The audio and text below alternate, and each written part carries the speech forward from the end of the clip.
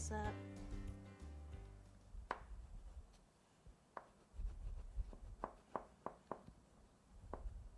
And these cakes just came out of the freezer.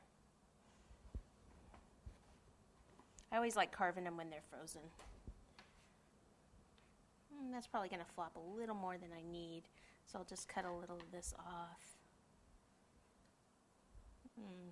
Probably should have done it the other way. There we go.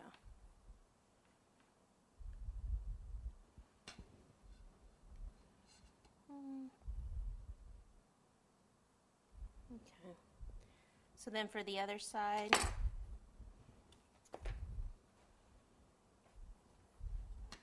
we can cut in two. We turn it so I can get to it.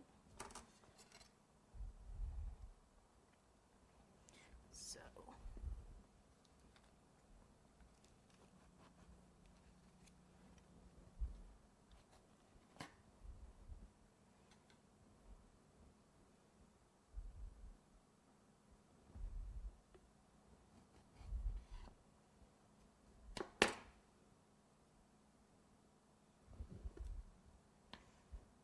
So I just keep carving it until I get it to fit where I want it. It's kind of like that. Okay, and we might adjust it. Okay, so since I didn't take the paper off, what I want to do is just kind of come underneath it like this. Okay, so I know I'll be coming down here. I'll be cutting that off. And I'll be coming down this side.